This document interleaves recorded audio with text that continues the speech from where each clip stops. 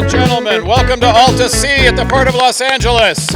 Yes, come on down, grab a seat. We love our partners and all of the wonderful exhibits. You're going to have plenty of time to see that, and we want you to have a great time here. I'm Terry Tamminen, the president and CEO of AltaSea, and none of us could get any of this done without the amazing team, the folks wearing the blue shirts, our staff, our wonderful volunteers, so please give them a great big thank you. And if you have questions about AltaSea, all these folks in the blue shirts can answer it.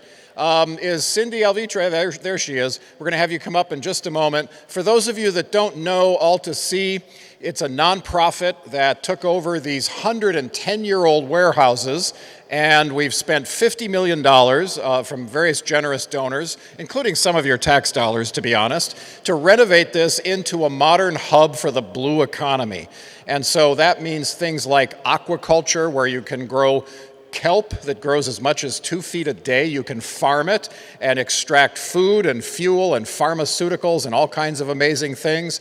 It means things like wave energy, grabbing energy, renewable energy from the ocean, from tides and from waves. It means things like decarbonizing the port, so we get rid of all the dirty diesel and replace it with various kinds of electric, including hydrogen electric. We have an exhibit over there that shows you how the automotive hydrogen technology today will be used in the maritime economy. It means things like underwater robotics. Bob Ballard, who found the Titanic, Ocean Exploration Trust right over here, and him having all of his new robots and drones being designed here, and then goes out to find more Titanics and do other science about our planet. So anything to do with the blue economy, the sustainable uses of the ocean, has a home here, including K through 12 field trips, so kids learn that this is an ocean planet, and workforce training programs with our community colleges, where you can go to community college and take courses and get a certificate in one of the amazing blue economy sectors, and you're going to hear more about that this morning from one of our amazing speakers, and we have a couple. So first of all, though, we like to acknowledge the land that we're sitting on here, and in fact, it wasn't always land. Everything here in the port has been filled in what used to be wetlands, but it was the home to people for hundreds of years, probably, Cindy, thousands of years, is that fair to say? Let me introduce Cindy Alvitre of the Tongva, Gabrielino, and Chumash peoples.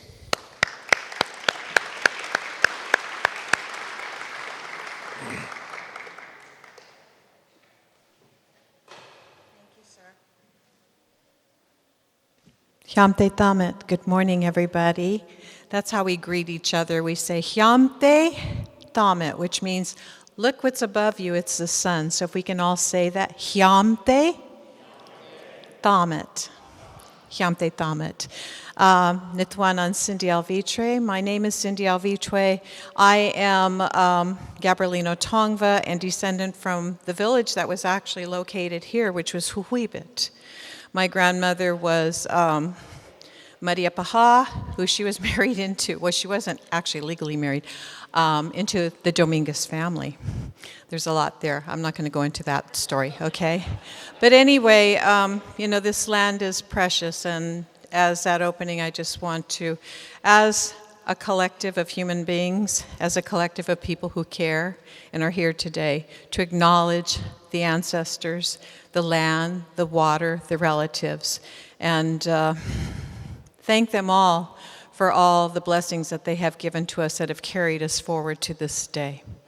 And I ask for their blessings that we can also collectively, as human beings, come together to move us forward into a future where we will all be healthy, our children, our grandchildren, our descendants will all be healthy, happy, and united.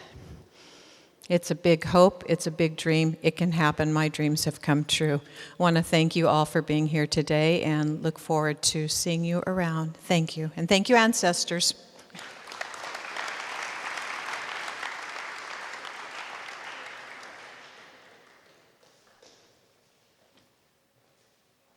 All right. Thank you, Cindy, and thank you to our ancestors who made all of this possible. I also want to mention that one of the things that makes a nonprofit possible is its board of directors, and we are fortunate to have Geraldine Natz here, one of our members of our board of directors. Stand up, come on, wave hi to everybody.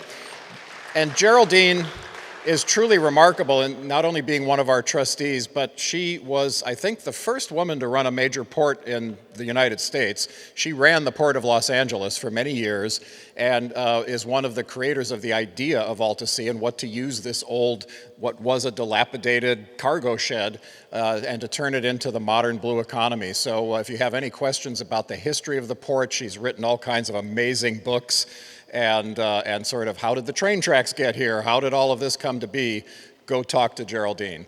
We also, of course, being a nonprofit, we appreciate your support and membership. So you could get some of this cool swag right over here at our volunteer table. You can volunteer. We need lots of ocean ambassadors and lots of help, as all nonprofits do. So feel free to step forward and learn more about AltaSea and how you can participate. And then we have all of our other wonderful partners around here demonstrating and exhibiting what they do in the blue economy or in blue science and in climate science and so forth, especially now when science is under attack. We need to step up and support it. So learn more about all of our wonderful partners here. I want to introduce you to somebody who is new to AltaSea and to, not to the community, but to AltaSea. I don't think she's here. Is Dr. Davis here yet? No, we'll bring her up in between some of the other speakers. We're going to introduce you to somebody very special. But first, it's my pleasure to introduce Michael Arens, who's the founder and CEO of Clean Earth Rovers. And it's a great example of how AltaSea can help different blue economy companies get started. Having a makerspace here where they can build their products, demonstrate them in the water, showcase them to the people that might use them, and I'll let Michael talk more about what that product is. But he's really an amazing guy. He went to Xavier University in Cincinnati and has been building a vision for clean waters for the last half decade. And Clean Earth Rovers has grown to be a regional technology company providing data and services to coastal stakeholders to clean their waters and build water quality infrastructure. And today, Clean Earth Rovers is located right here at AltaSea, where it got started and was able to get a contract with the port, and it continues to advance solutions for cleaner and healthier waterways. So Michael, come on up.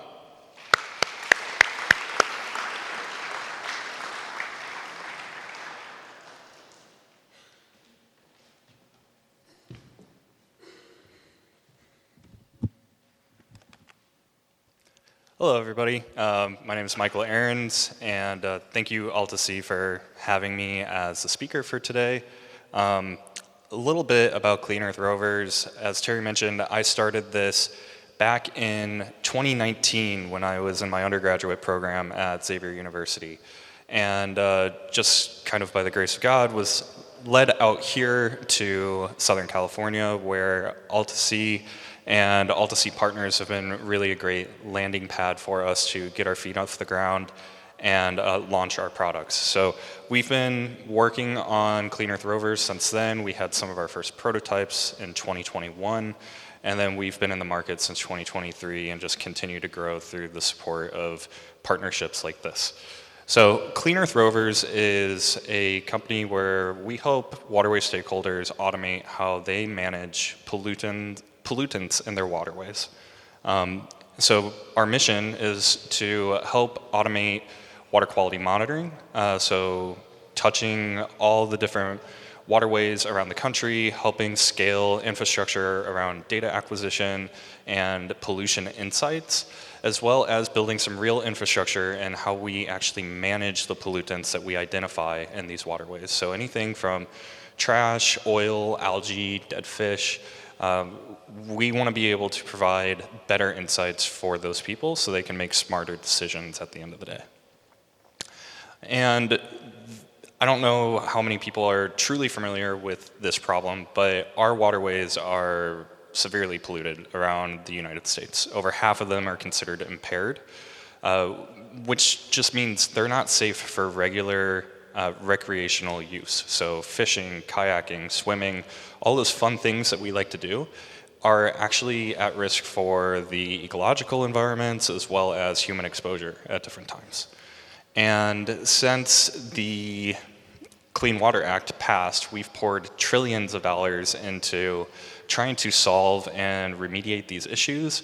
But year over year, we continue to see the costs associated with these issues go up. And so we have to kind of take a step back and ask ourselves, despite these added efforts, why are things continuing to kind of move in the direction of more costs to the communities, the environment, and also the costs associated with actually trying to handle and get a grasp on some of these problems that we're trying to solve. And really, when we look at it, it's because we don't have some scaled infrastructure in how we're both monitoring and then managing the pollutants that make their way into our waters. And on both sides of that equation, we see that people really rely on manual techniques. So when we talk about water quality monitoring and getting insights around pollutants that might be kind of lurking in the waters, we see that people are going out maybe once a week to once a month and taking hand samples that need to be processed in a lab. Then those lab samples take a couple days to turn around, and by the time you publish it to the public, you kind of have a delayed lab sample that's not current with the actual conditions. And so that leaves these waterways stakeholders at a high level of risk when it comes to bacteria contamination in their water, when it comes to hypoxic events that lead to massive fish kills, which we've seen here in Southern California before, in like the Marina del Rey area, the King Harbor area, and even things like algal blooms and oil spills. And that is one of the things, or one of the ways that we're solving this problem is through our Datapod Smart Buoy. It's a 2-foot by 2-foot buoy that does real-time monitoring for all of these different types of diagnostic water chemistry issues. And really, we look at 6 different metrics for the pH, so the acidity of the water and establishing a baseline, the temperature, so we can actually see what the baseline is now and start building historic data sets for like localized and regional areas while we're looking at climate change and increased temperatures and even things like El Nino events. We look at the salinity levels before and after rain events, the oxygen levels to see if there are potential spikes that are actually good for the fish or potential drops that could lead to a fish kill. And then there's some other things that we look at like turbidity and another one called oxygen reduction potential. And that one is actually really interesting because it's something they use in wastewater treatment facilities to know if water is kind of safe to pass from one phase of sanitation to the next. And so we look at that as an indicator for fertilizer pollution or even sewage and wastewater runoff that might be finding its way into our waters. And all of this data is collected every 30 minutes and published up to the cloud. So people who are in charge of making these decisions or are maybe the stakeholders for these events, if they ever do happen, can see in real time what their water conditions are. And it also becomes not just the peace of mind of knowing that your water is clean and healthy for people to enjoy, but also an insurance policy, because you know then that you're taking a proactive approach to gathering all this data, and you're never questioning what's really going on in your water.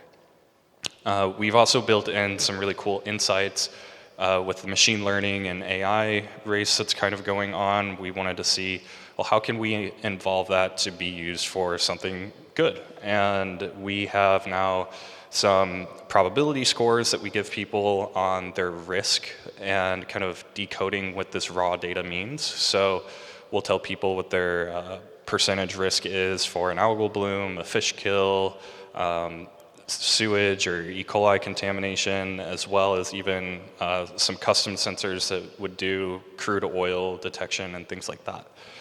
And then our Gilligan AI assistant, will give people real-time water quality reports that they can actually share with other stakeholders or use to kind of alert the community on what's going on in the water if they need to. And really, like I mentioned, this kind of tells the full story. It fills the gap from the data that's being collected by hand and lets people know what's going on 24/7. So there's never going to be a pollution event that ends up getting missed or passed by our data pod system, because instead of just taking 50-ish grab samples per year, we're taking 16,000 samples per year. So that every 30-minute cycle really builds out that historic data set and helps people know what's going on all the time. And if there is ever a pollution event that we believe somebody's at risk of, our buoy sends automated notifications to those stakeholders so that they can kind of take a proactive approach and start planning ahead of, if a fish kill is about to happen, how can they be prepared with contractors on standby to help support it. And then when the buoy does identify that something is going to happen in the water, so what? We've just told you you have a problem. How are you going to fix it? Traditionally, it's kind of the same where we rely on manual practices like this. So if there is trash, algae, oil, or dead fish in this photo, people are going out to the water with pool nets and scooping it out by hand and just spending hours and hours of their time doing it. And again, we've realized that this is kind of a disservice to our local waterway infrastructure, because there should be something in place where you can have quick, rapid, and efficient response for managing this pollution. And so what we built as a response tool in tandem with our water quality monitoring tool is called the Rover AV Pro, which is a fully both autonomous and remote control system that can actually drive around and remove up to 150 pounds of debris per cycle. And so a little more about that is here's some before and after photos, as well as some of the versatility that we have on it. But we can, like I said, plot waypoints where you can actually save pre-planned paths for the rover to operate, so it can clean large swaths of area like this entire wharf outside in the channel. We can rapidly contain and collect oil spills where traditionally you need to put people in boats to send out the boom and then start to pad oil off the surface of the water. The rover has some different attachments that we use for actually separating oil from water and then keeping it all in one space. And so this is equally as much a efficiency tool as well as a safety tool. Operations on the water, whether it's in the case of an oil spill or even something like a harmful algal bloom that results in fish kills, like you see typically down in South Florida. This is something where you don't have to send people in boats. They're not leaning over the side trying to pull pollutants out of the water. They're not exposing themselves to those pollutants. And then similarly, in the case of those algal blooms, you have contractors who are scooping up dead fish and exposing themselves to cyanobacterias that have upwards of $30 million in healthcare costs per year because of the different levels of exposure that people have to it. And so the rover is equally as much a just general infrastructure tool for debris management, as well as de-risking people's operation and making it more efficient. And then we do have some kind of interesting ways that we structure how people use the rover. We talk with a lot of people that see the value in our equipment, but they may not have the staff or the time and resources to allocate to actually running this equipment in their waterway. And so our team kind of ideated, well, if it's valuable and there's a use for it, let's see how we can implement it. And so we've started here at AltaSea to build out a fleet of different rover devices that can be used up and down our shorelines for different stakeholders as a service. So there's a common thing in the robotics industry called robotics as a service. And that's basically what we're offering to people. That's what we've been doing here at the Port of Los Angeles since January, where we will actually go and meet with the different stakeholders, identify the areas of interest that they might need these pollutants removed out of the waterway from. And then we'll go to all the marinas in San Pedro and all the marinas in Wilmington twice a week.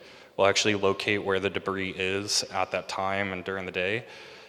We collect massive amount of data to track that debris, identify the hot spots, figure out when the most kind of maximum loads of debris are, whether it's high tide, low tide, if it's windy, if it rained, and time of day as well. So we do a ton of data capture for these stakeholders around where the debris is, when it's there, and then we operate our equipment for them. And so since January, with our project here at the Port of LA, we've already removed, I don't know if this is totally current, but we've already removed about 1.75 tons of debris from the marinas here at the port.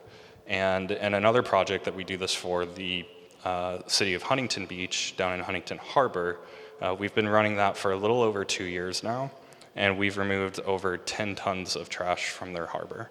So there's a really great way, I think, that we're helping to kind of benefit these communities, keep their waters clean. We see a lot of really positive interactions with the community as we're out doing the work. And I think that the cities enjoy the partnership that we have with them, because we kind of bridge this gap of showing the community that the cities are committed to doing something good. They care about their waters, they're investing in it, and then we're there to support in making that happen, even if they're resource constrained. So that's a little bit more about Clean Earth Rovers, and we do have a rover that is on, and I'm happy to show you guys more about it over back by the bank container over there, as well as the data pod. So happy to answer anybody's questions or talk to you after this.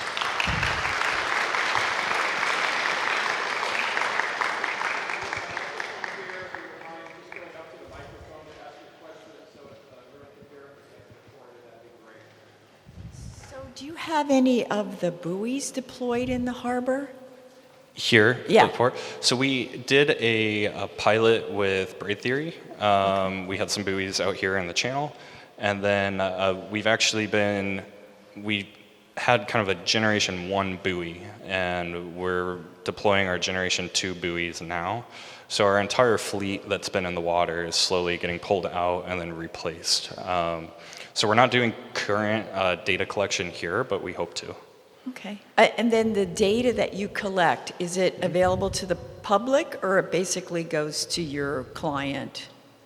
It goes to our client. There are ways that we can structure it, so there's an API that they could host on their website, and then that would make it more available to the public.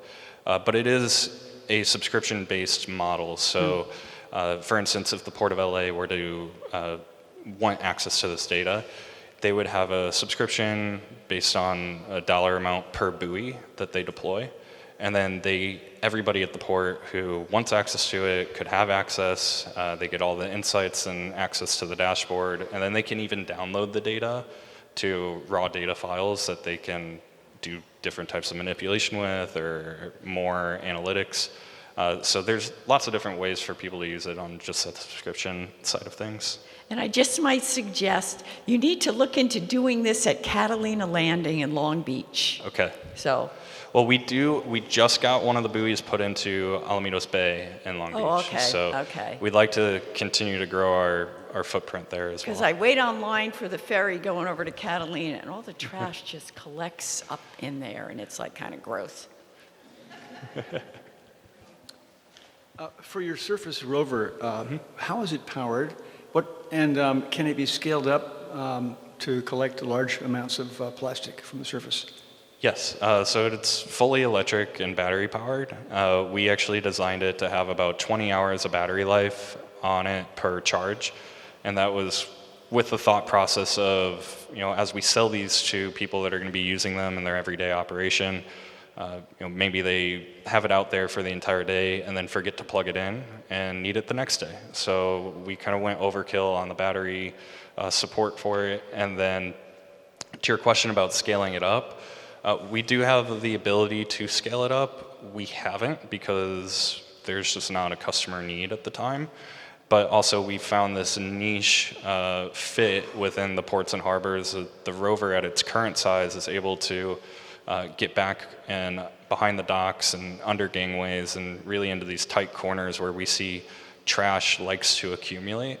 And that's also part of the benefit of us doing it as a service is we can get in there and get all of it out, but also categorize where in, like, for example, San Pedro and the Marina Basin here, where the spots are that the trash starts to accumulate and build a kind of rolling database where we can actually know where things are going to be dirty at any given time. So. I was curious about whether the buoys are drifting. Are they moored? Do you use opportunistic moorings that are already out there? Do you have a? Yeah. And have you put these things on the open ocean side, or is everything on the inland water side so far? So we haven't done open ocean monitoring, and they are moored in one way or another. So they can be, like you said, opportunistically attached to another buoy or tether that is out there. They could be just wrapped off to a boat hook, or you could throw your own anchor in and just kind of have it. And we do mainly ports, harbors, and nearshore beaches. So. Last two questions, go ahead. Thank you. Where does the debris go after you collect it, and do you have to sell any of that debris? So as part of our services, we typically work with the people on property to get their approval to dispose of it on site. But then there are also other partners here that we're working with to try and get the debris in their hands to recycle and reuse it. So. How many buoys are currently out there, and like what's the range? Where are they? So we have a fleet of 15 that we're putting back in the water right now. And each one has about a half-mile radius of coverage before we would recommend putting a new buoy in the water to cover unique data. So. I've got one question for you, Michael. Yep. I'll take moderator privilege and ask one last question. So this is great for trash, and that's obviously a huge problem in a lot of ports and at the end of rivers and so forth, so this is great.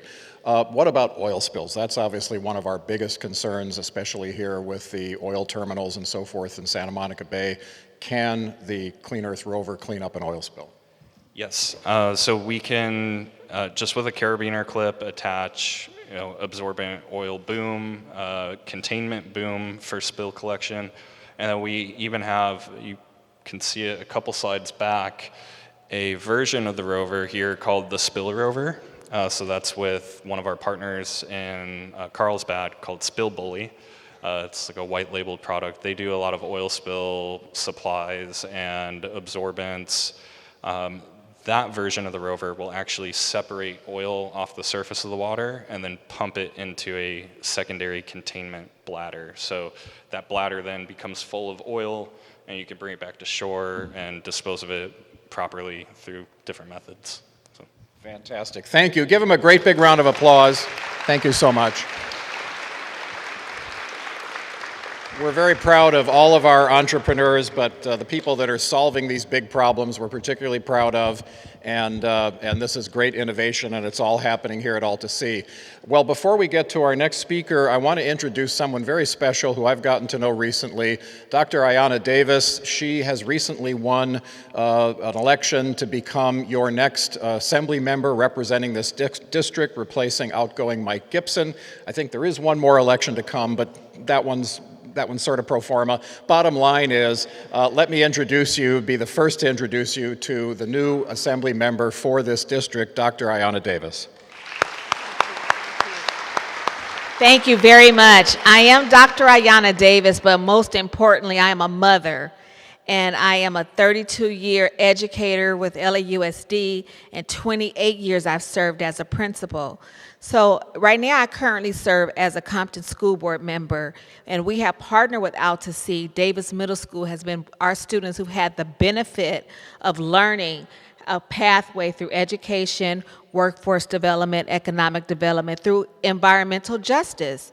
So I'm grateful of the innovation, the initiative that AltaSea is making sure that our students have a career path and do well for our society, our country, and our community. So I'm just here to just give all encouragement to, for this this open house for parents and students, to just encourage you to stick with AltaSea, invest, and we just welcome you and thank you for the work that you're doing. I'm excited to serve you in the community as we work towards making Assembly District 65 safe with clean air, just jobs through a just transition. Thank you.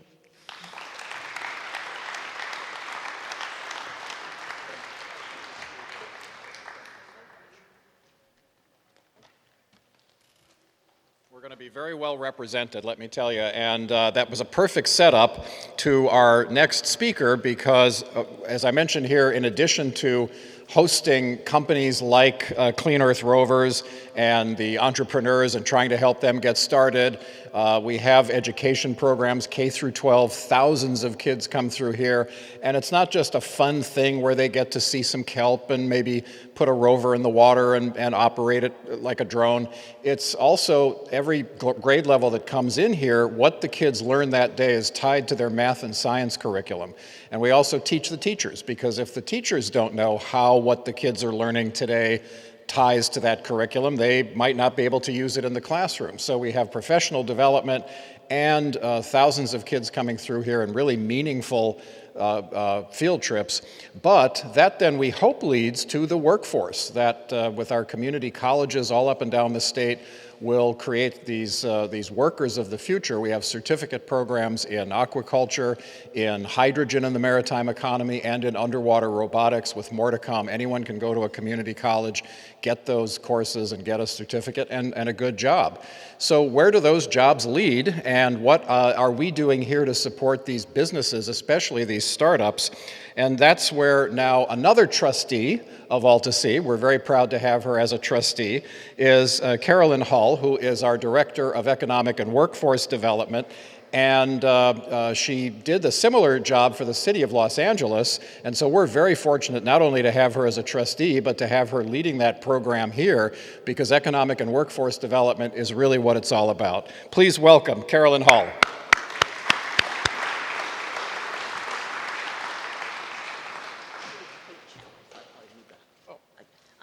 I'm a little height challenged, so I'm just going to take it off. Yeah. Pull hard. Pull hard. Okay. There we go. Thank you all. And thank you, Terry, for the introduction. And Michael, I really appreciated the presentation. Clean Earth Rovers is doing fascinating work, and it exemplifies the why of AltaSea. At our core, AltaSea helps companies move promising ocean technologies from research and development to commercial deployment. AltaSea serves as an innovation ecosystem where companies can validate technologies, attract investment, and scale their businesses. AltaSea brings together startups, established companies, universities, scientists, engineers, entrepreneurs to accelerate innovation. Businesses in our orbit benefit from collaborations with institutions such as USC, UCLA, there's no, we got to have everybody, Caltech, community colleges, and other research partners, creating opportunities to transform scientific discoveries into commercially viable opportunities. So let me just see. Let me go down here. Yes. Is the other one? Yeah, thank you. These are the things that hold me up all the time. Am I going the wrong way? Well, while I'm doing this, how many of you are Knicks fans? Okay. Can I get what? There's a limited amount of Knicks fans here? Okay. So, only now for a while. I love your honesty. Thank you. In a past life, I was an economist at Standard & Poor's, and I also worked for the redevelopment agency for the city of Los Angeles. And one of the critical things that I've always done throughout my career is look at jobs and good paying jobs. And over the past decade, a growing body of research has documented the scale and significance of ocean economy, which is defined. Well, what is an ocean economy? How many people want to know? Define ocean economy for me. What is it? Come on. What is it? Okay, ocean economy is anything that really touches our oceans, our seas, our coastal regions, and among the ocean economies throughout the country, Los Angeles has emerged as the major national hub. So among the 407 coastal U.S. economies, Los Angeles employs, actually ranks second in the ocean economy employment. And as you can see, you probably can't see this chart very well, but there's over 106,000 jobs in Los Angeles County in the ocean economy. That segment is dominated by tourism and recreation and marine transportation currently. But really the growth in this area, according to a recent study by CVL Economics, is that the growth is going to happen over the next 20, 30 years in the innovation segment of the ocean economy, which is now probably like less than 2%. But it's going to show a growth of over 60% in employment between now and 2030.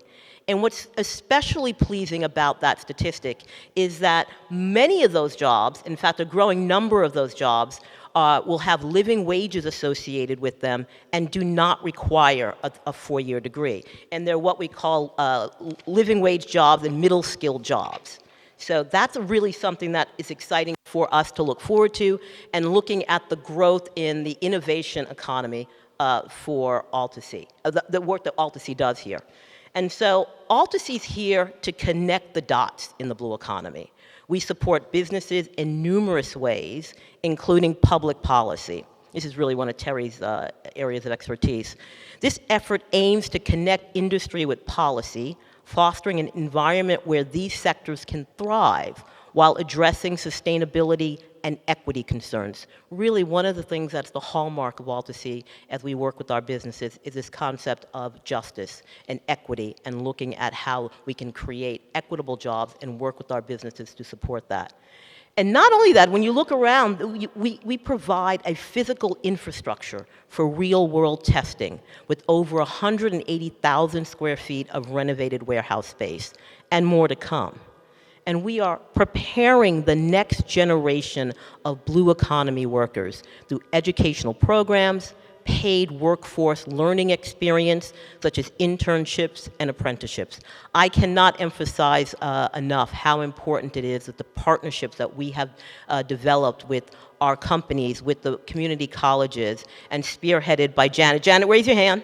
Janet heads up our internship and apprenticeship programs and really does an excellent job in kind of creating an environment where our young people, the workers of tomorrow, can really learn today. So that's a really important work that we do here at AltaSea. Well, we also we work really closely with businesses, as I've described, and we have our business hub, our AltaSea Business Hub, and where AltaSea helps companies build relationships with customers, investors, public agencies, strategic partners, and financing. As you can walk around, you'll see that we have partnerships with financial institutions, because so often one of the critical elements to getting these concepts from a vision to a workable solution is how do you finance it, and we're here to support our companies as they do that. So,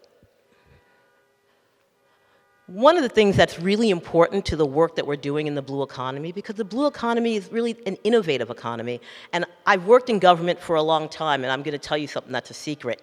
Government isn't always innovative. I know it's shocking. I know it's shocking. So when you want to do something kind of new, government's tendency is to kind of slow roll that. And one of the things that's important for our blue economy and our companies in the blue economy is to get permits for what they want to do. and the permits are important because it is the tool that you need to authorize the development and authorize the work you want to do in and around the ocean. And we have a concierge, or I want to say a navigator service here that is really so important. We have an expert here in kind of talking government language. It isn't me. It's one of our colleagues here, Wayne. And if Wayne's around, you should raise your hand because Wayne works so closely with all the critical agencies to ensure that all these wonderful ideas actually can get to market potential, or at least get through and be supported to get you through the blue tape of government. We like to think that we work in partnership with them. And some of the things that Wayne does is helps with the tenant improvements here. We work with agencies to evaluate environmental impacts and public safety. You can imagine if you're a small company and you're trying to get through all of that blue tape on your own, it can be really daunting. So here at AltaSea, we create an ecosystem and an environment where you collaborate with you to turn that into a reality. And just going further, that as I just indicated, that permitting is difficult, especially for emerging companies in the blue economy. And we're here to support that and to support you as you kind of move through that and navigate that system. So, in conclusion, AltaSea serves as a catalyst for regional and economic development. AltaSea's business model is designed not only to support individual companies, but also to grow an entire blue economy ecosystem. By attracting innovative firms, supporting commercialization, developing talent, and fostering public-private partnerships. AltaSea helps create, and this is the important part, high-quality jobs, stimulate investment, and positions LA as a global center for ocean innovation and climate solutions. Thank you. It has been a pleasure and a privilege, and I can take questions, or I'll be at the table in the back to take questions later. Thank you so much. Nicely done. Thank you, Carolyn. And, that stuff that, as she said, the government part is sort of dry, permitting and policy. But just to give you an example of how it works here, so we have one wave and tidal energy company here, EcoWave, that's actually got a demonstration built out over there, and you can see some of the exhibits down the hall here. But we went and got a bill passed in Sacramento 2 years ago, Senate Bill 605, to incentivize all wave and tidal companies. If we had gone to Sacramento with just one and said, oh, there's a big industry here, state, you should pass a law to incentivize wave energy the way you did solar, they would have said, come back when you grow up. But by creating a coalition of 30 wave and tidal companies from all over the world, only one of which is here, but the rest are all over the world showing that this is real, we were able to did speed dating with all those companies in Sacramento, convince the legislators that, if you help with permitting, with site selection, maybe with some financial incentives as you did for solar, this can become a big part of our renewable energy future. And then that becomes a reason for those companies to locate here and to start building out wave energy installations all up and down the state. So it's kind of wonky, and as Carolyn said, the permitting part is very hard, but that's part of what a nonprofit can get in the middle and do, whereas many of these for-profit businesses, especially if they're small, they don't have the time, they don't have the expertise, they'll focus on wherever their niche or their geography is. And that's another thing we're doing. Jenny Crusoe, who's one of the founders of AltaSea, just got off a plane this morning from Chile, from Valparaiso, Chile, where the port there is going to create AltaSea Valparaiso. Because they love the model, that's going to give us a place where we can send our companies to get into the Chile market, into South America, and where we can learn from others and bring them here. And she's tireless, or she's probably exhausted, but in 4 days she's going to get on another plane and go to Tanzania, specifically to Zanzibar, where along with our partner Kelpark, and Kevin is right over there, there's Sergey over there as well, that along with our partner at Kelpark, we're going to be working with women seaweed farmers in improving the kinds of seaweeds that they can grow to get more yield, to get more profit, and even to turn those seaweeds into exciting new products and services and foods and beauty products and so forth. So We're global because that's where the solutions have to go and where we have to learn from. And we like to say our future is blue. So with that in mind, I want to remind you that we need volunteers, so please visit the volunteer table, the swag table over there. Let's hear it for the swag table, yes. And sign up to be members. And importantly, our next open house is August 8th. It's going to be the same thing from 10 to 1 with the speakers from 10:30 to 11:30. It's a panel that's going to be discussing marine renewable energies, including hydrogen, and you can see the exhibits over there. Our experts will include Matt Dickinson from Phoenix Marine, Nermina Ruchik from LADWP, and some other surprise guests, and everything you've ever wanted to know about hydrogen in the maritime economy. So don't miss it.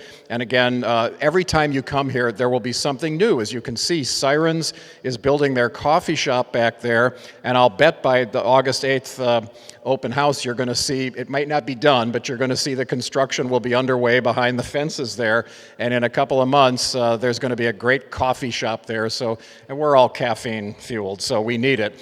But we've also got coffee and Great Seas candy back there at the table, and so in any event, please enjoy yourself, meet the rest of our partners, and please come back and consider this your home. Thank you for coming.